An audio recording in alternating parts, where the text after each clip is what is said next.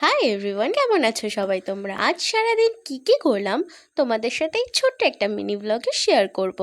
তো সকাল সকাল আমি স্নান করে রেডি হয়ে গেছি। আজকে আমার ছিল একটা শ্যুট। টোটোতে ভিডিও শ্যুট করা খুবই চাপের ব্যাপার। আমি চলে এসেছি আমার মেকআপ আর্টিস্টের বাড়িতে, আর দেখো কি সুন্দর সিঁড়িতে আলপনা দেওয়া। আর স্টুডিওতে পৌঁছে আমি একটু রেস্ট করে নিচ্ছিলাম। আর এই দেখো আমার শাড়ির আঁচল ড্রিপিং করা হচ্ছে। দেখো আমাকে তো পুরো ভূতই বানিয়ে দিয়েছে। আসলে কি বলতো, মেকআপে যতক্ষণ লিপস্টিক না পরা হয় ততক্ষণ মেকআপের প্রাণ আসে না। আর এই দেখো আমি এখানে সমস্ত লাইট ঠিক করা হচ্ছিল, কারণ এখন শ্যুটের পালা।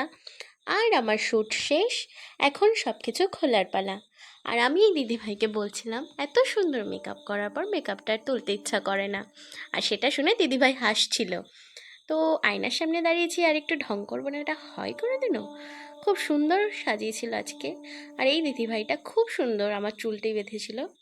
আর এই দেখো আমি আর আমার গাল কলকা। আমার গালটা মেকআপ আর্টিস্টদের এত পছন্দ হয়, সবাই বলে গাল কলকা করবার জন্য। আসলে গাল কলকা করলে একটু সাবেকি সাবেকি ব্যাপার আসে। পুরো লাগছে না টুকটুকি? তো আমার শ্যুট শেষ, সব কিছু খোলা শেষ, আর আমার ছিল একটা নিমন্ত্রণ বাড়ি। এখানে দুই দিদিভাই চুলটাকে খুলে দিচ্ছিল, খুব ভালোভাবেই খুলেছে। খুবই আরাম লাগছিল আমার। আমার তো মনে হচ্ছিল এখানেই বসে থাকি। তো আমার শ্যুট শেষ, সব কিছু শেষ, আমি ফ্রেশ হয়ে চলে যাচ্ছিলাম নিমন্ত্রণ বাড়ি। আর নিমন্ত্রণ বাড়ি থেকে খেয়ে দিয়ে চলে যাচ্ছিলাম বাড়ি। আর এখানে সবাই খুব মজা করতে করতে বাড়ি যাচ্ছিলাম।